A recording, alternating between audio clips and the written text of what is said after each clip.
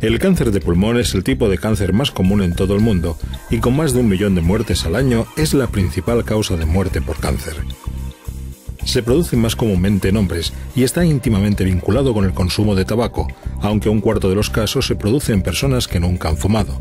El cáncer de pulmón se divide en términos generales en 2 tipos. El más común es el cáncer de pulmón no microcítico, también denominado NSCLC por sus siglas en inglés. Los avances más recientes han puesto de manifiesto que el cáncer de pulmón no microcítico no es una sola enfermedad, sino un amplio espectro de enfermedades que responden de manera distinta a los tratamientos. Por este motivo, resulta importante clasificar la enfermedad de cada paciente con la mayor precisión posible para aplicar el tratamiento más apropiado posible. Una de las principales divisiones del cáncer de pulmón no microcítico se basa en la histología de los tumores, que es un reflejo del tipo de célula en el que se ha originado el cáncer. Las principales histologías en el cáncer de pulmón no microcítico son la escamosa y la no escamosa. El cáncer de pulmón no microcítico también puede clasificarse en función de las características moleculares de las células tumorosas, de las cuales la más importante es la presencia o ausencia de mutaciones del ADN en el gen que codifica el receptor del factor de crecimiento epidérmico o EGFR. Estas mutaciones se producen en aproximadamente el 10% de los pacientes de los países occidentales, más comúnmente en tumores con histología no escamosa. Identificar el EGFR constituye una estrategia terapéutica importante en el cáncer de pulmón no microcítico, ya que esta proteína regula la actividad de las vías intracelulares que controlan la proliferación de las células tumorosas y la inhibición de la muerte de dichas células. Los tumores que poseen mutaciones en el EGFR dependen en gran medida de la detección del EGFR para su supervivencia y son muy sensibles a los fármacos que inhiben el EGFR, como el Tarceva. Los primeros indicios de un posible cáncer de pulmón es probable que se obtengan a través de rayos X o de un TAC. No obstante, la detección de un tumor mediante estos métodos de imagen no resulta suficiente para diagnosticar un cáncer de pulmón, y el médico expondrá la necesidad de obtener tejidos tumorosos para llevar a cabo análisis histológicos y moleculares. Los resultados de estos análisis serán utilizados por el médico para decidir cuál es el tratamiento más adecuado. La biopsia durante una broncoscopia es el método preferido para obtener tejido tumoroso, ya que permite extraer muestras de un tamaño razonable. Durante un procedimiento de broncoscopia, se introduce un tubo flexible a través de la tráquea del paciente y se guía con la ayuda de una cámara hasta la ubicación del tumor. Existen varios modos de obtener muestras de tejido durante una broncoscopia. La excisión directa de tejido tumoroso mediante unas pinzas para biopsia es el método más adecuado. A continuación se coloca el tejido en una solución fijadora y se prepara para enviar al laboratorio de patología. Lo ideal sería obtener más de una muestra de tejido, ya que con frecuencia las distintas partes de un tumor varían en cuanto a sus características y las muestras a menudo contienen células tumorosas y tejidos normales. La obtención de material suficiente constituye un reto en particular dentro del cáncer de pulmón, ya que es posible que los tumores sean relativamente inaccesibles, pero se trata de un procedimiento necesario para ampliar las posibilidades de realizar un análisis del diagnóstico completo. El análisis del tejido tumoroso se lleva a cabo en un laboratorio de patología y conlleva una serie de pasos. El primero de ellos es la preparación de la muestra.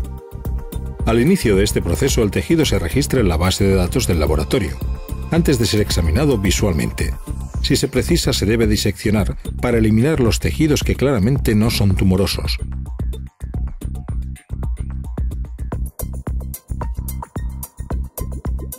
A continuación, el tejido se deshidrata en soluciones de etanol diluido antes de introducirlo en parafina con el fin de conservar la estructura de las células.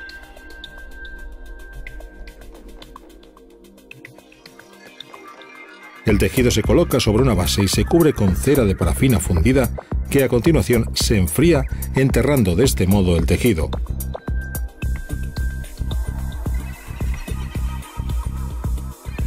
A continuación, los bloques de tejido pueden cortarse para obtener muestras muy finas que se dejan flotando en un baño de agua y se montan en el portaobjetos de un microscopio.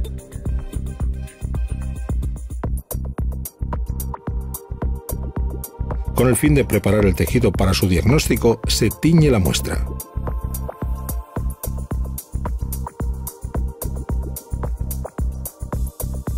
En aproximadamente un tercio de los casos, por ejemplo, si no se puede acceder al tumor mediante una broncoscopia, el diagnóstico se lleva a cabo en muestras de tejido obtenidas mediante la utilización de técnicas alternativas, incluidas las biopsias transbronquiales con aguja fina, las técnicas de cepillado o las técnicas de muestras de fluidos como el lavado broncoalveolar. Estas técnicas citológicas de muestras de tejidos proporcionan la oportunidad de obtener muestras de tejidos de una forma menos invasiva, lo cual puede resultar particularmente útil en pacientes con un estado de salud precario. Pese a esta evidente ventaja para fines de diagnóstico, actualmente la utilidad de estas técnicas de análisis de marcadores biológicos es limitada, debido a las reducidas cantidades de tejido adecuado que proporcionan. El material citológico se concentra en primer lugar mediante centrifugación y a continuación se procesa para convertirlo en preparados de centrifugado celular mediante un citocentrifugador o directamente en frotis.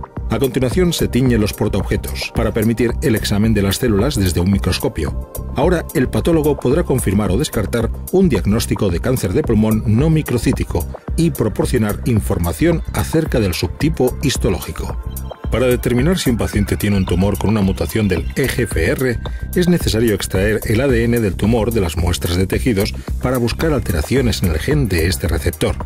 Debido a que el tejido normal no presenta mutaciones del EGFR, a menudo resulta necesario extraer las células normales de la muestra en la medida de lo posible, con el fin de evitar falsos negativos en los resultados de los análisis de mutación del EGFR.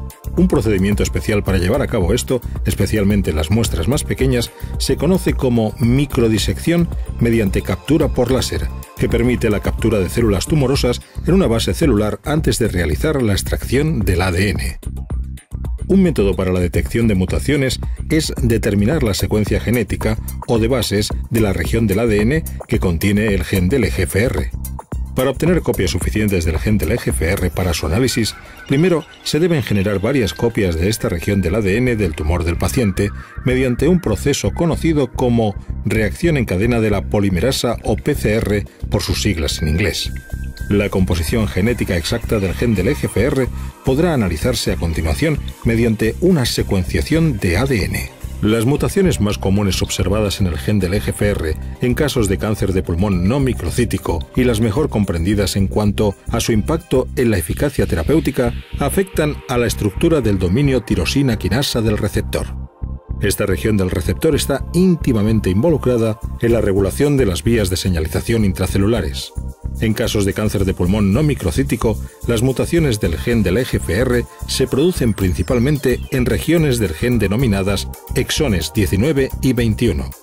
Las mutaciones en el exón 19 implican la eliminación de aproximadamente 15 bases del ADN de la secuencia genética normal, con la correspondiente pérdida de aproximadamente 5 unidades de aminoácidos de la proteína del EGFR.